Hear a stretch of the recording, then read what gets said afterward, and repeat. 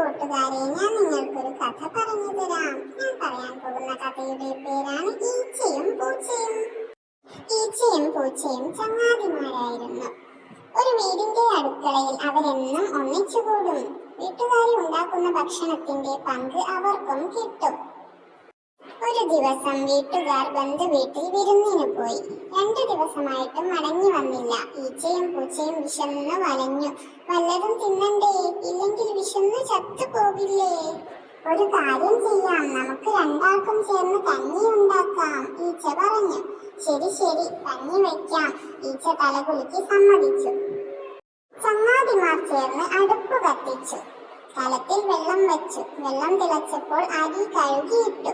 കഞ്ഞി വേവുന്നതും കാത്ത് 2 പേരും കഞ്ഞിക്കലത്തിന് അരികെയിരുന്നു. നേരം കടന്നുപോയി. കഞ്ഞി വെന്തു.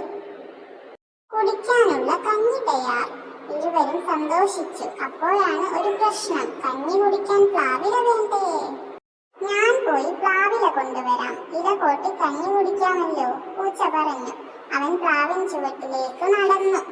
പ്ലാവിലേക്ക് പോയ പൂച്ചയെ കാണുന്നില്ലല്ലോ. വല്ലാത്ത വിശപ്പും. ഈച്ചയുടെ ക്ഷമ നശിച്ചു.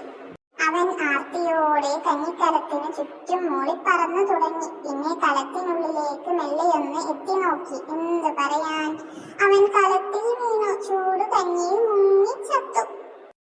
പൂച്ച പ്ലാവിലയുമായി സന്തോഷത്തോടെ തിരിച്ചു വന്നു. കൂട്ടുകാരനെ കാണുന്നില്ലല്ലോ. ഈച്ചേ ഈച്ചേ, പൂച്ച വിളിച്ചു. ആര് വിളി കേൾക്കാൻ? അവൻ കഞ്ഞിക്കലത്തിലേക്ക് എത്തി നോക്കി. തന്റെ ചങ്ങാതിയതാ കഞ്ഞിക്കലത്തിനുള്ളിൽ. പൂച്ചയ്ക്ക് സങ്കടം സഹിച്ചില്ല. അവൻ പൊട്ടിക്കരഞ്ഞുകൊണ്ട് ഇറങ്ങി നടന്നു.